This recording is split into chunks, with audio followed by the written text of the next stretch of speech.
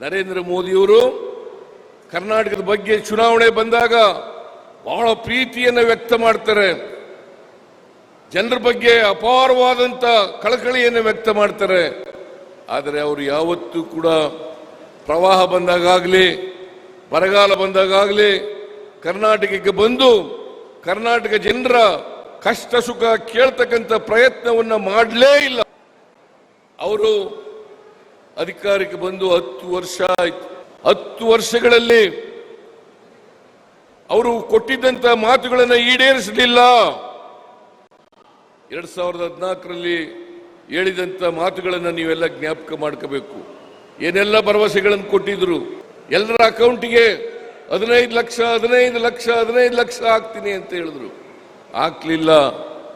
ವರ್ಷಕ್ಕೆ 2 ಕೋಟಿ ಉದ್ಯೋಗ ಸೃಷ್ಟಿ ಮಾಡ್ತೀವಿ ಅಂತಂದ್ರು, ಮಾಡಲಿಲ್ಲ. ಪಾಪ ಯುವಕ ಯುವತಿಯರು ನಮಗೆ ಕೆಲಸ ಸಿಗ್ತದೆ ಅಂತೇಳಿ ಇವರಿಗೆ ಮೋದಿ ಮೋದಿ ಮೋದಿ ಅಂತ ಎಲ್ಲ ಕಡೆ ಕೂಗ್ತಾ ಇದ್ರು.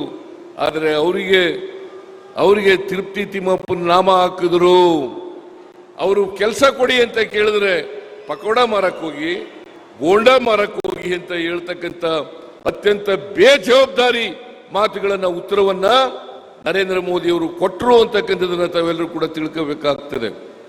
ಅವರು ಎಲ್ಲ ಅಗತ್ಯ ವಸ್ತುಗಳ ಬೆಲೆಗಳನ್ನ ಕಡಿಮೆ ಮಾಡಿಬಿಡ್ತೀನಿ, ಗೊಬ್ಬರದ ಬೆಲೆ ಕಡಿಮೆ ಮಾಡ್ತೀನಿ, ಅಡಿಗೆ ಎಣ್ಣೆ ಬೆಲೆ ಕಡಿಮೆ ಮಾಡ್ತೀನಿ, ಪೆಟ್ರೋಲ್ ಡೀಸೆಲ್ ಬೆಲೆ ಕಡಿಮೆ ಮಾಡ್ತೀನಿ, ಎಲ್ಲ ಈ ಗ್ಯಾಸ್ ಬೆಲೆ ಕಡಿಮೆ ಮಾಡ್ತೀನಿ ಅಂತೆಲ್ಲ ಹೇಳಿದ್ರು. ಯಾವುದು ಕೂಡ ಕಡಿಮೆ ಮಾಡಲಿಲ್ಲ. 2014ರಲ್ಲಿ 1 ಲೀಟರ್ ಡೀಸೆಲ್ 48 ರೂಪಾಯಿ, ಇವತ್ತು ಅದು 95 ರೂಪಾಯಿ. 2014ರಲ್ಲಿ 1 ಲೀಟರ್ ಪೆಟ್ರೋಲ್ 70 ರೂಪಾಯಿ, ಇವತ್ತು 105 ರೂಪಾಯಿ. 1 ಗ್ಯಾಸ್ ಸಿಲಿಂಡರ್ ಬೆಲೆ 414 ರೂಪಾಯಿ, ಇವತ್ತು 950 ರೂಪಾಯಿ.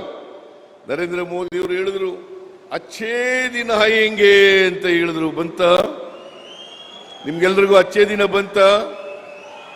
15 ಲಕ್ಷ ರೂಪಾಯಿ ಬಂತ ನಿಮ್ಮ ಅಕೌಂಟ್ಗೆ? ಬರಲಿಲ್ಲ. ಇವತ್ತು ಇಡೀ ರಾಜ್ಯದ ಜನ, ದೇಶದ ಜನ ಅವರ ಜೀವನವನ್ನು ಸಾಗಿಸ್ತಕ್ಕಂಥದ್ದು ಬಹಳ ಕಷ್ಟ ಆಯಿತು.